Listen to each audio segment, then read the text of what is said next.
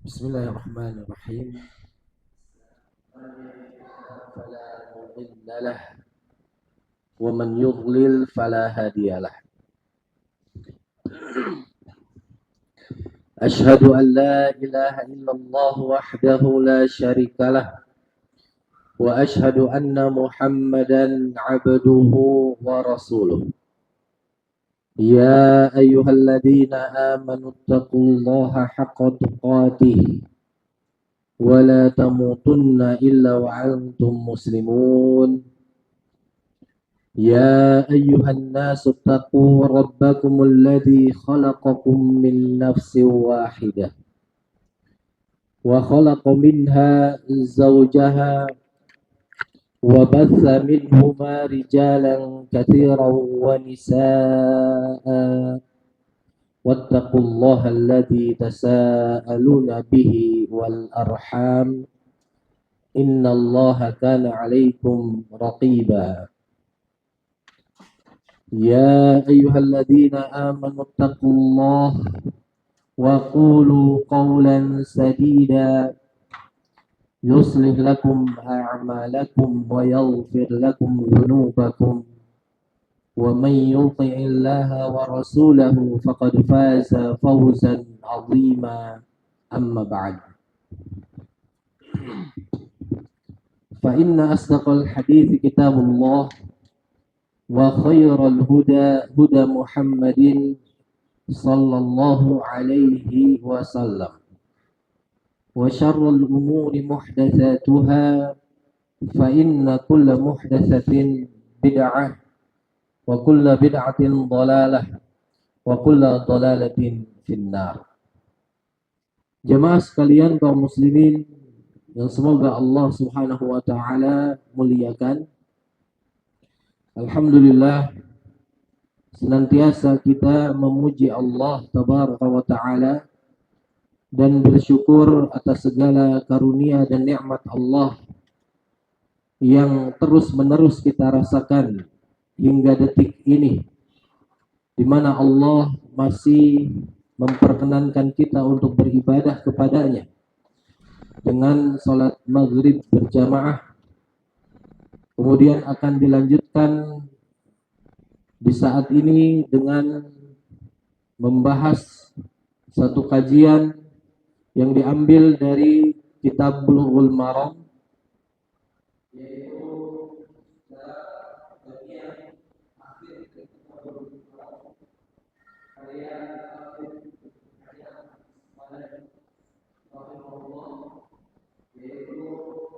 Kitabul Jami'.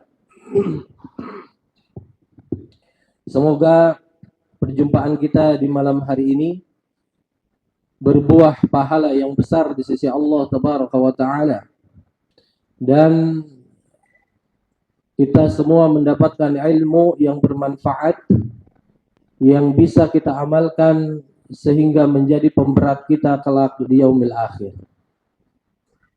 Kemudian salawat teriring salam senantiasa kita sanjungkan kepada Nabi kita yang mulia Muhammad sallallahu alaihi wasallam, kepada keluarga beliau, para sahabat-sahabat beliau, dan seluruh pengikut beliau hingga ke akhir zaman.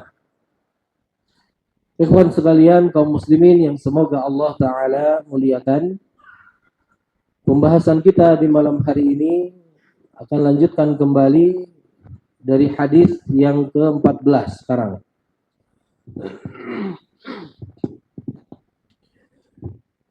Maja'a minal wa'id fi man jarra thawbahu khuyala, yaitu hadis yang berisi tentang ancaman bagi orang yang menjulurkan pakaiannya karena sombong. Jadi di sini Al-Hafidz mendatangkan sebuah hadis mengenai adab berpakaian. Lebih spesifik lagi yaitu tentang hukum isbal. Hukum apa? Isbal. Siapa yang tahu apa yang dimaksud dengan isbal? Nah, menjulurkan kain di bawah mata kaki. Dari kata asbala yusbilu isbal. Ya, artinya arkha yurhi, menjulurkan. Nah, di sini Al-Hafidh membawakan hadis an Ibnu Umar radhiyallahu anhuma, dari sahabat yang mulia Abdullah bin Umar radhiyallahu taala anhuma. Beliau mengatakan, qala Rasulullah sallallahu alaihi wasallam. Rasulullah sallallahu alaihi wasallam bersabda, la yanzurullahu ila man jarra thawbahu khuyala. Allah Subhanahu wa taala tidak akan memandang orang yang menjulurkan pakaiannya karena sombong. Muttafaqun alaih. Hadis ini dikeluarkan oleh Al-Imam Al-Bukhari di awal kitab Al-Libas, bab qaulillahi ta'ala, qul man harrama zinatallahi allati akhraja li'ibadihi. Kemudian Al-Imam Muslim nomor 2085 dari jalan Malik dari Nafi' dan Abdullah bin Dinar dan Zaid bin Aslam, yang semuanya mengkhabarkan dari Ibnu Umar radhiyallahu taala anhuma. Jadi sahabatnya Abdullah bin Umar yang meriwayatkan hadis ini, bahwa Rasulullah SAW bersabda, wa dzakara al-hadis. Beliau menyebutkan hadis.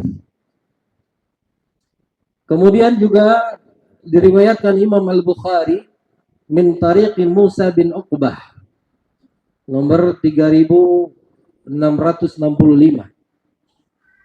dari Salim bin Abdullah dari Abdullah bin Umar radhiyallahu taala anhuma qala Rasulullah SAW, man jarra thawbahu khuyala lam yanzurillahu ilaihi yaumal qiyamah.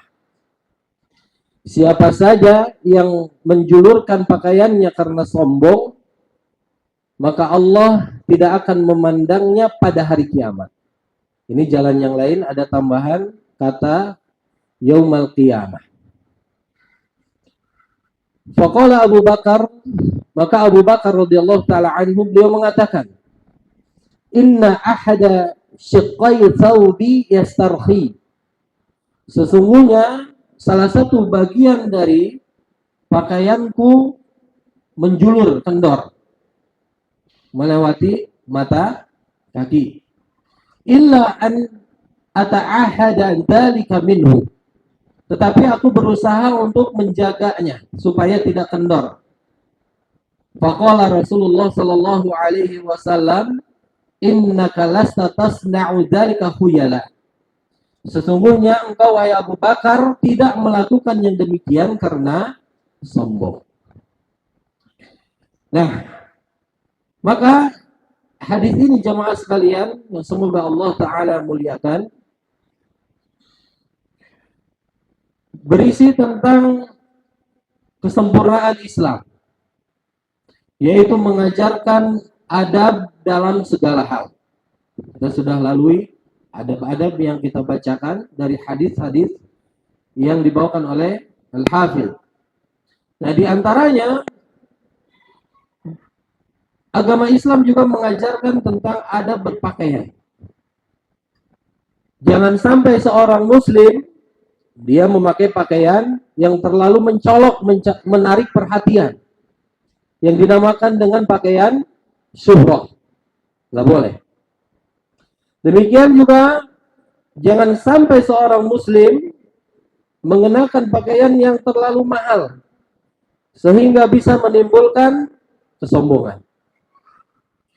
Juga jangan sampai seorang muslim memakai pakaian sutra terkhusus bagi laki-laki.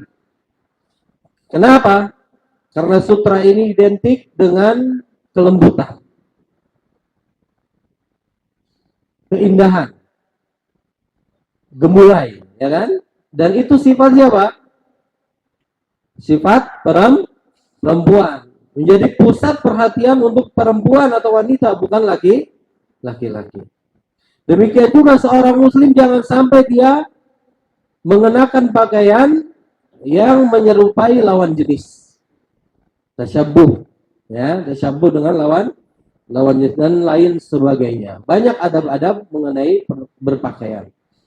Maka di antara adab yang dibawakan dalam Kitabul Jami ini oleh Al-Hafidz dari hadis yang ke-14 ini adalah larangan bagi laki-laki berisbal. Tadi kita telah jelaskan bahwa isbal itu apa? Menjulurkan pakaian lebih dari mata kaki. Dan hadis-hadis tentang larangan isbal ini sampai derajat mutawatir secara makna. Ini bisa dilihat dalam kitab Hadus Saub karya Syekh Abu Bakar bin Abu Zaid. Nah, di situ beliau mendatangkan sahabat-sahabat yang meriwayatkan tentang hadis ini sampai derajat mutawatir maknawi secara makna. Kemudian penjelasan tentang beberapa lafaz-lafaz yang terkandung dalam hadis ini. Sabda Nabi sallallahu alaihi wasallam, la yanzurullah. Allah tidak akan memandang. Apa maksudnya tidak akan memandang? Artinya bahwa Allah tidak akan memandang orang tersebut yang berisbal, yang menjulurkan pakaiannya hingga lebih dari mata kaki pada hari kiamat dengan pandangan rahmat. Dengan pandangan rahmat. Rahmat itu apa? Kasih sayang. Pandangan kebaikan. Berarti ini mengisbat, menetapkan sifat nazar bagi Allah Subhanahu wa taala. Allah melihat, kapan saja Allah melihat. Kapan Allah kehendaki Allah melihat. Bahkan tidak hanya di hari kiamat. Di dunia Allah melihat. Ya. Tetapi dalam hadis ini yang dimaksud dengan memandang artinya adalah pada hari kiamat. Makanya tadi dalam lafaz hadis dari riwayat Imam Al-Bukhari ditambahkan dalamnya man jarra thawbahu khuyala lam yanzurillahu ilaihi yaumal qiyamah. Allah tidak akan memandangnya pada hari kiamat. Maksudnya dengan pandangan rahmat. Dengan pandangan kasih sayang. Bukan menafikan ketika di dunia dia tidak diawasi oleh Allah. Lah. Nah. Kemudian Allah Subhanahu wa taala itu memiliki rahmat yang sangat besar, yang terus-menerus tidak terputus. Sehingga ketika kita berada di arasatul qiyamah, di padang mahsyar dan seterusnya, kita butuh kepada kasih sayang Allah.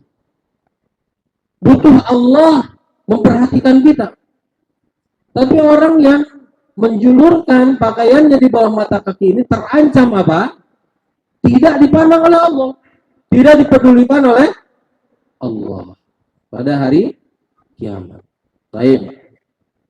Kemudian sabda Nabi sallallahu alaihi wasallam, ila man jarra thawbahu. Ini adalah kinayah an iqalati thawbi wa isbalih. Kinayah dari memanjangkan pakaian dan berisbal, mengisbalnya. Li'annahu idza aqalahu massal arda wa idza massal arda wa idza masya jarrahu. Ya, li'annahu idza aqalahu massal arda wa idza masya jarrahu. Karena apabila dia panjangkan pakaiannya tersebut menyentuh tanah, kalau berjalan itu menyeretnya. Akan terseret ke tanah. Ya kan? Dan ada hadis yang menunjukkan tentang hal ini. Sabda Nabi Shallallahu Alaihi Wasallam, "Ma asfala minal ka'baini minal izari fafinnar." kain yang berada di bawah kedua mata kaki, maka tempatnya di neraka. Sehingga di dalam hadis yang kita bahas ini, hadisul bab, ada kata waman, ya, man. Ada kata man jarra saubahu. Man ini artinya umum, siapa saja. Kalau kita biasanya terjemahin dengan barang siapa. Walaupun sudah menjadi sesuatu yang dipahami oleh kita, barang siapa gitu kan. Tapi apakah itu satu kata atau memang dua kata yang dijadikan satu kata, barang siapa?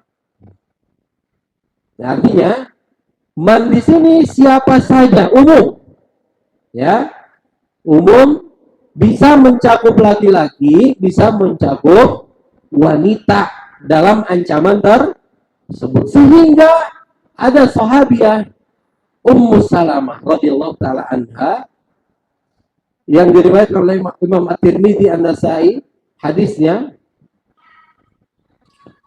beliau bertanya kepada Nabi Shallallahu Alaihi Wasallam, beliau paham, ya kan? Sighah umum diantaranya adalah man, siapa saja. Lalu beliau bertanya, fakaifa tasna'un nisa'u biduyulihinna? Lalu gimana kalau wanita, ya kan, dengan ujung-ujung pakaian mereka yang harus terjulur ke bawah, karena harus menutupi apa? Kakinya, auratnya. Jadi Ummu Salamah bertanya. Kemudian beliau menjawab, Rasulullah SAW, yurkhinahu shibran. Kalau wanita boleh dia menjulurkan sejengkal dari apa? Dari batasan untuk laki-laki, dari Ka'bain. Faqalat, lalu Ummu Salamah berkata lagi, idzan tankashifu aqdamuhunna. Kalau gitu nanti kaki-kaki mereka akan terlihat tetap, karena kalau dia mungkin ketutup kalau cuma sejengkal. Tapi kalau berjalan berubah, ya kan? Ya, akan tersingkap, kelihatan kakinya. Qala fayurkhinahu dira'an wa la yazidna 'alaihi. Maka kata beliau sallallahu alaihi wasallam, maka mereka boleh tambah lagi sampai sehasta. Tapi jangan ditambah setelah itu. Nah, ini diantara makna dari man, ya, sighahnya umum. Tapi ada kekhususan rukhsah bagi perempuan. Berarti keluar dari keumuman tersebut siapa? Perempuan. Kemudian sabda beliau sallallahu alaihi wasallam, khuyala bidammil kha'il mu'jamati wa kasriha ma'a fathil ya'i fihima wal madd. Khuyala dibaca dengan mendhamahkan kha, khuyala, ya, mu'jamah artinya ada titik atas, satu. Wa kasriha boleh juga dibaca di kasroh, khiyala, ya, dengan kasroh. Disertai dengan fathah ya, khuya atau khiya. Kemudian diberikan mad pada lam, khuyala. Artinya apa? Al-baqaru wal kibru wal i'jab. Artinya adalah congkak, sombong, ujub. Congkak, sombong, ujub. Semuanya satu makna. Makanya ada perkataan qala ar-rajul qalan wa ikhtala ikhtiyalan idza takabbar. Artinya kalau dia sombong. Wa ka'annahu ma'khudun min at-takhayyul wa huwa dhann. Wa huwa dhann, ya. Takhayyul, seakan-akan khuyala itu diambil dari kata takhayyul. Kalau kita bilang tahayyul, ya. Tahayyul itu prasangka, ya kan? Ketika seseorang merasa ada halusinasi sesuatu, dia berprasangka itu ada, padahal enggak ada. Artinya apa? Li'annal muhtal ya, orang yang sombong tersebut yadhunnu annahu bi sifatin 'azimatin bi libasihi aw markabihi aw nahwi dzalik, bahwa dia itu punya sifat agung dengan memakai pakaian tersebut, jadinya sombong, atau dengan kendaraan dan lain sebagainya. Ini bisa dilihat dalam Tarhut Tatsrib, ya. Nah, kemudian mengenai kandungan dari hadis yang mulia ini, hadis ini menunjukkan al-haditsu dalilun ala tahrimi jarril izari khuyala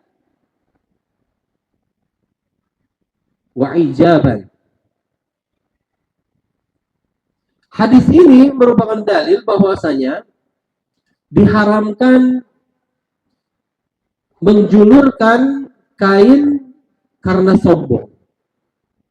Kenapa? Karena sombong. Wa anna hadza min kaba'iriz dzunub, dan perkara ini termasuk dari dosa besar. Bahaya nggak? Ya, karena di sini diancam nanti tidak akan dipedulikan oleh Allah Subhanahu wa taala. Jadi dosa besar. Tapi kalau dengan lafaz khuyala, kalau perbuatan tersebut didasari dengan kesombongan, maka hukumnya haram. Ya, hukumnya apa? Haram. Nah, jadi disubutil wa'id alaihi bi anna Allah Ta'ala la yanzuru li fa'ilihi yaumil qiyamah. Nah, di sini ditetapkan ancaman bahwasannya Allah Tabaraka wa Ta'ala enggak akan memandang pelakunya pada hari kiamat.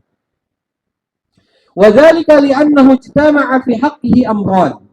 Karena terkumpul dalam diri dia itu dua perkara. Yang pertama al-isbal, menjulurkan pakaiannya di bawah mata kaki. Yang kedua at-takabbur, sombong. La yadkhulul jannata man kana fi qalbihi mithqal dzarratin min kibar. Sehingga para fuqaha, para ahlul fikih enggak ada perbedaan pendapat mengenai hal ini. Ya, orang yang menjulurkan pakaiannya karena sombong, semuanya ulama mengatakan haram jika didasari dengan kesombongan. Illa mastusniya minal harbi aw samma hajatun tad'u ilaihi min maradin aw ghairihi. Dikecualikan ketika perang. Atau memang di sana ada kebutuhan yang mengharuskan isbal. Seperti ketika sakit dan lain sebagainya. Maka hukum ini jemaah sekalian yang semoga Allah Ta'ala muliakan, amun fi thiyab wal ibaati was sarawil wa ghairiha. Hukumnya umum, bukan hanya sarung, bukan hanya gamis, tapi juga celana sirwal, jubah masuk. Semuanya masuk. Makanya Imam Al-Bukhari meriwayatkan dari jalan Syu'bah, dia mengatakan laqitu Muharib bin Dithar ala farasin. Saya bertemu dengan Muharib bin Dithar sedang berada di atas kudanya. Fasa'altuhu an hadzal hadis. Maka saya bertanya kepada dia tentang hadis ini. Wa fihi faqultu lil Muharib. Aku tanyakan kepada Muharib, adzakara izarahu, apakah beliau menyebutkan tentang kain sarungnya? Qala ma khassa izaran wala qamisan. Jadi beliau tidak mengkhususkan sarung juga gamis, tapi semua yang dipakai, ya, maka itu termasuk ke dalam hukum isbal ini. Larangan isbal. Jadi kullu ma yulbas, semuanya masuk. Wa maqsuduhu anna ta'bira bis-sawbi yasmalul izar wa ghairah. Ya, maksud beliau bahwa ungkapan dengan saub di sini mencakup juga kain sarung dan lain sebagainya. Wa inna maja'al hadis bil lafzil izar. Ya, ada hadis yang tadi kita bacakan redaksinya itu ma'asfala minal ka'baini, ya kan, minal izari fa finnar. Disebutkan izar. Ya. Kenapa lafaznya dengan izar? Karena pada waktu itu ghalibu libasil qaumi fi dzalikal waqt. Itu menjadi pakaian yang biasa dipakai ketika zaman tersebut. Ketika waktu tersebut, ya. Falamma labisan nasul qamisa wa nahwahu kana hukmuhu hukmal izar fin nahyi. Maka ketika manusia sudah mulai pakai gamis, ya, kemudian juga jubah, sirwal dan lain sebagainya, hukumnya sama seperti hukum kain sarung tersebut. Wal khitabu idza kharaja makhrajal ghalib fala mafhuma lahu kama huwa muqarrarun fil usul. Maka khitab syar'i dalam hal ini lafadznya, lafadz izar tersebut, kalau dia kharaja makhrajal ghalib, artinya dominan pada saat itu, maka enggak ada mafhum mukhalafahnya. Dia kebalikannya. Enggak ada kebalikan, pemahaman kebalikannya. Kalau izar berarti selain izar enggak apa-apa gitu kan? Enggak. Karena ini dominannya dahulu demikian. Jadi semua yang dipakai mencakup. Ya, semua yang dipakai apa? Mencakup. Ini dalam ilmu usul disebutkan kharaja makhrajal ghalib. Baik.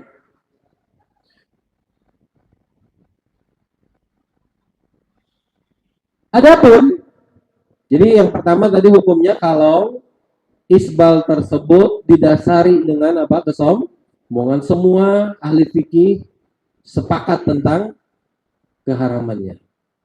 Tidak ada khilaf. Wa ammal isbalu li ghairi al-khuyala wa inna ma yaf'aluhu al-insan mujaratan li hawa aw lil mujtama'i alladhi ya'ishu fi aw tasahulan fa huwa mawdi'u khilafin baina ahli al-'ilm. Adapun apabila isbal tersebut dilakukan dilandasi bukan karena kesombongan, jadi hatinya dia nggak sombong sebenarnya memakai pakaian isbal tersebut. Bisa jadi kenapa? Terseret hawa nafsunya, pengen gaya kayak gini, ya? Atau karena memang masyarakat terbiasa hidup dengan melakukan isbal tersebut, pakai pakaiannya isbal, atau memang bermudah-mudahan. Maka di sini ada tempat perbedaan pendapat di antara ahli ilmu. Pendapat yang pertama, man qala bitahrimi, yang mengatakan tentang keharamannya. Tentang apa? Keharamannya. Ini riwayat dari madhab Hanabilah. Satu riwayat dari madhab Hanabilah. Dipilih oleh Al-Qadhi Iyad, kemudian Ibnu Arabi dari kalangan Malikiyah, dan Al-Hafidz Ibnu Hajar condong kepada pendapat ini. Memilih pendapat ini, bahwa walaupun tidak disertai kesombongan, isbal itu tetap hukumnya haram. Ya. Dan di kalangan mutaakhirin ini pilihan juga Syekh Al-Albani, Syekh Abdul Aziz bin Baz, Syekh Muhammad bin Utsaimin. Mereka berdalil dengan hadis yang kita bawakan di sini. Hadis 14 dari Bulughul Maram, dari riwayat Imam Bukhari dan Muslim. Ya. La yanzurullahu ila man jarra thawbahu khuyala.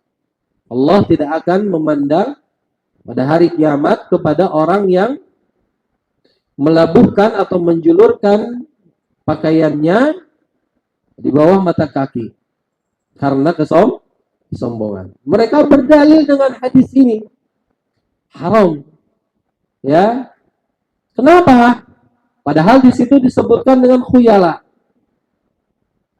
Mereka mengatakan takyid, ya, diberikan ikatan lafaz dengan lafaznya adalah khuyala. Di situ ada ikatan tadinya umum siapa saja, kemudian diikat dengan khuyala, ya kan? Karena sombong. Ini sama kharaja makhrajal ghalib. Karena orang yang pakai pakaian isbal tersebut biasanya sombong. Dominannya sombong. Ini menurut pendapat yang pertama. Wali annal isbala yastalzimul khuyala. Karena yang namanya isbal itu berakibat adanya kesombongan. Li'annahu yastalzimu jarrasau. Karena dia juga berakibat menjulurkan pakaian. Wa jarrasau yastalzimul khuyala. Dan menjulurkan pakaian ini berakibat kesombongan. Makanya Ibnu Arabi mengatakan la yajuz, enggak boleh. Lirrajuli an yujawiza bi thawbihi ka'bahu. Enggak boleh bagi seseorang, yakni laki-laki, pakaiannya melebihi mata kakinya. Wa yaqul, lalu orang tersebut mengatakan la ajurhu khuyala. Saya pakai baju kayak gini enggak sombong, katanya gitu ya. Nggak boleh, kata Imam Ibnu Arabi. Kenapa? Li'anna nahya qad tanawalahu lafdhan. Secara lafaz, ya, larangan itu mencakup dia. Wala yajuz liman tanawalahu lafdhu hukman an yaqul la amtasiluhu li'anna tilkal illata laysat fiyya. Dia mengatakan apa? Saya melakukan hal ini bukan karena sombong. Jadi alasan itu nggak ada pada saya. Gitu dia bilang.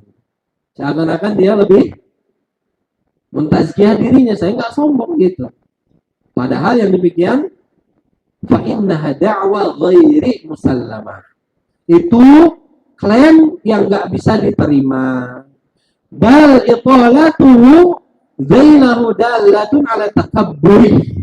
Justru memanjangkan pakaian tersebut menunjukkan kesombongannya. Ini kata Imam Ibnu Arabi. Kemudian juga mereka juga berdalil yang mengatakan haram menjulurkan pakaian walaupun tidak sombong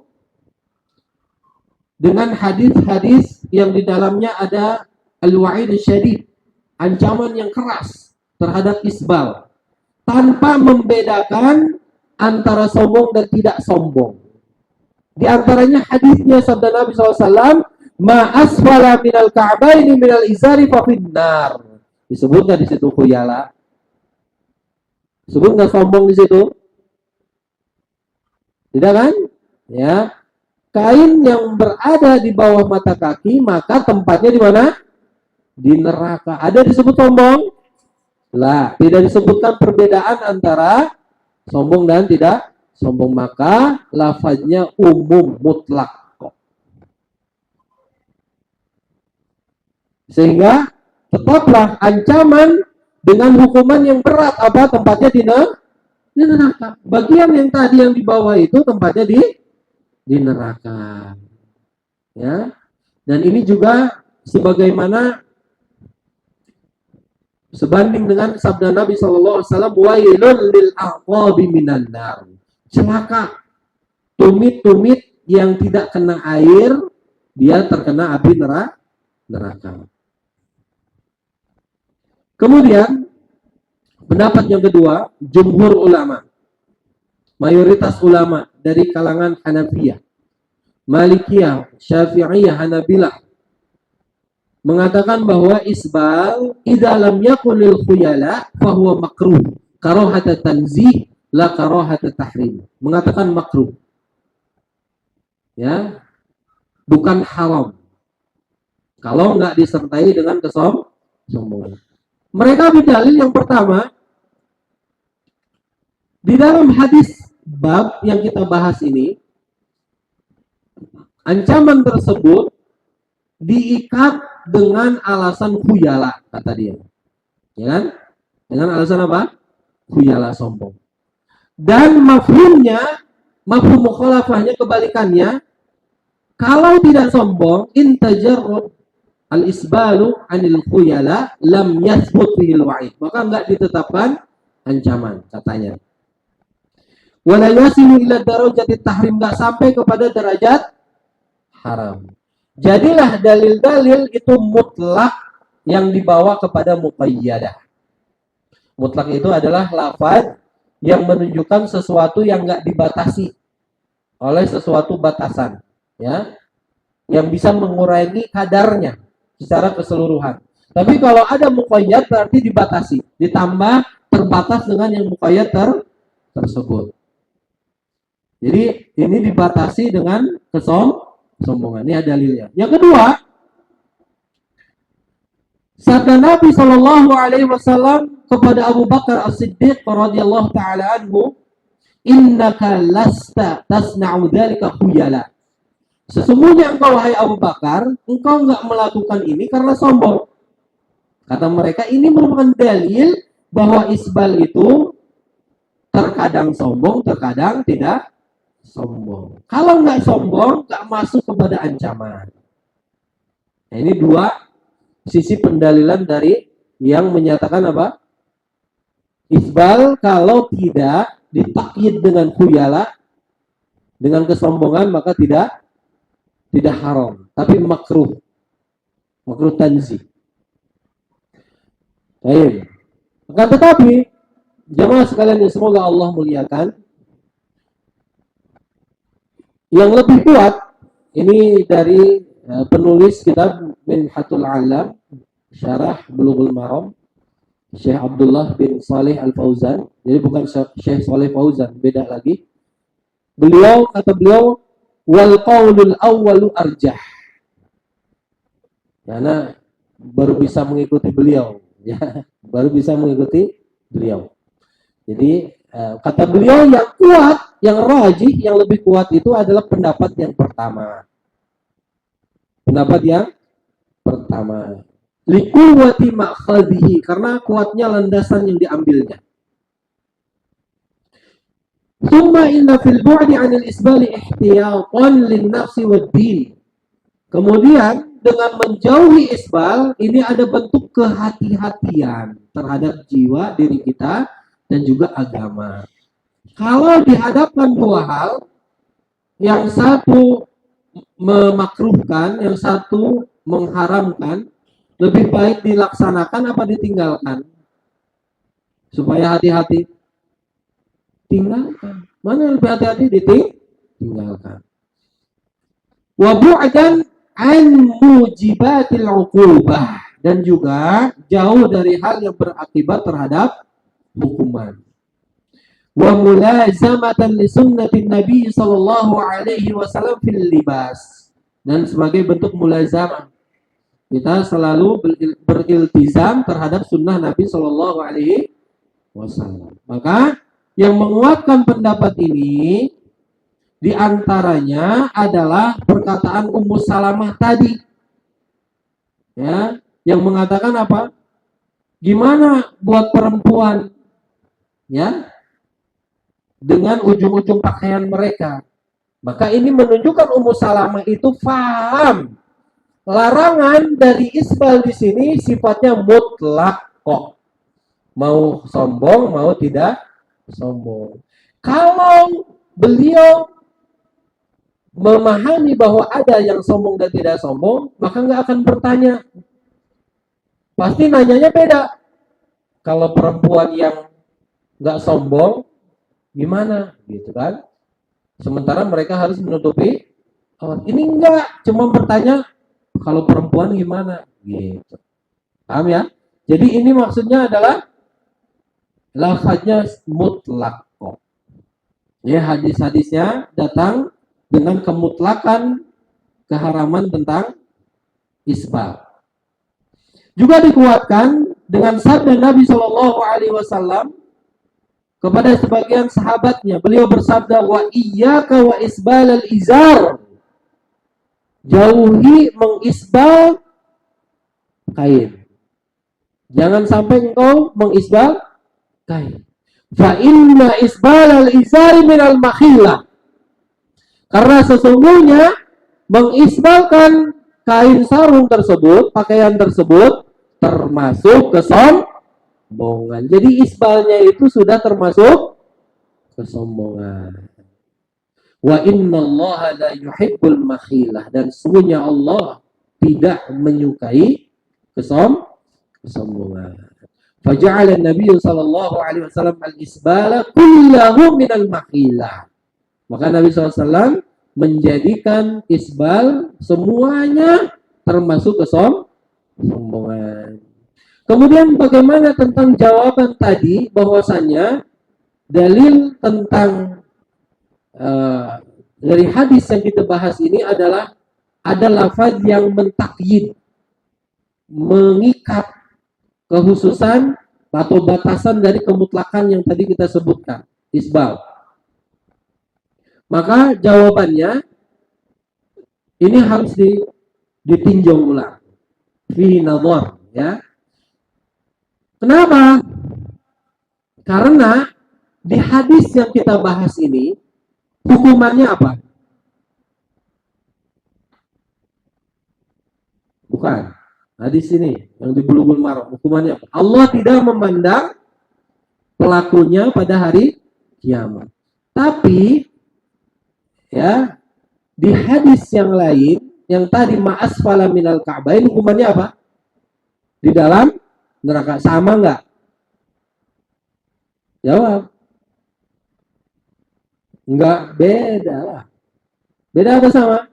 Yang satu enggak dipandang oleh Allah, yang satu kena api neraka, berada di dalam api neraka. Beda. Yang satu memang menjarro taubahu khuyala, kalau terkena kesombongan, didasari kesombongan, nanti balasannya tidak dipandang oleh Allah. Tapi yang di bawah mata kaki saja, isbal saja, ancamannya bagiannya itu di dalam neraka. Maka ini bukan mentakyid hadis tersebut. Jadi yang satu bukan umum, khuyala tersebut tidak mentakyid hadis tersebut. Habis ya. Baik. Karena waktunya sudah habis, sudah bel ya. Jadi kesimpulannya, jamaah sekalian semoga Allah muliakan, dari hukum isbal yang kita bahas ya, yang pertama, isbal mau sombong atau tidak sombong, kedua-duanya perkara yang diharamkan. Bahkan ada hikmah yang terkandung dari pengharaman isbal ini. Yang pertama, isbal madhinnatul khuyala wa dzari'atun ilaiha. Isbal ini diasumsikan sebagai kesombongan dan sarana yang bisa menuju kepada kesombongan. Ada kaidah al-wasailu laha akamul maqasid. Wasilah ya, sarana itu hukumnya sama seperti tujuan.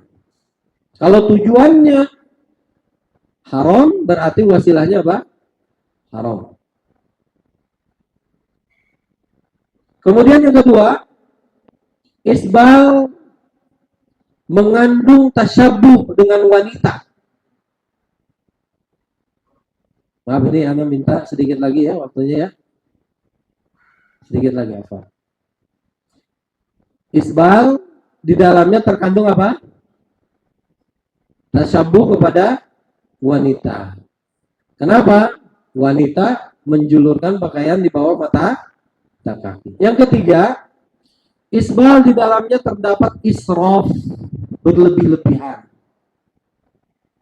Sebenarnya seseorang nggak butuh, ya nggak butuh pakaiannya di bawah mata kaki. Berarti kalau dijulurkan lebih mata kaki, nggak perlu. Tidak perlu. Maka itu dikatakan kadar berlebih-lebihan dari cara berpakaian. Yang keempat, orang yang berpakaian isbal itu nggak aman dari najis dan kotoran. Ini antara hikmahnya ya. Maka selanjutnya, poin selanjutnya, bagaimana cara berpakaian seorang muslim, laki-laki terkhusus ya, yang sunnah sampai pertengahan betis. Nanti dalilnya ada ya. Yang kedua, rukhsah. Rukhsah itu di bawah pertengahan betis sampai mata kaki. Yang ketiga, termasuk di antara dosa besar, yaitu yang menjulurkan di bawah mata kaki karena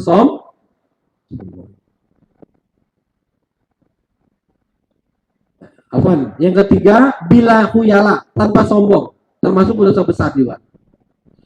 Yang keempat baru yang menjulurkan pakaiannya di bawah mata kaki karena sombong, dan ini yang lebih parah daripada yang ketiga dosa besarnya. Wallahu ta'ala a'la wa a'lam. Ya, mungkin ini yang bisa saya sampaikan dari pelajaran kita di malam hari ini tentang hadis yang dibawakan oleh Al-Hafidz Ibnu Hajar dalam kitab Al-Jami'. Semoga yang sedikit ini bermanfaat. Mohon maaf bila ada kekurangan. Wassallallahu ala nabiyyina Muhammadin wa ala alihi wa sahbihi ajma'in. Subhanakallahumma bihamdik asyhadu an la ilaha illa anta astaghfiruka wa atubu ilaik. Wassalamualaikum warahmatullahi wabarakatuh.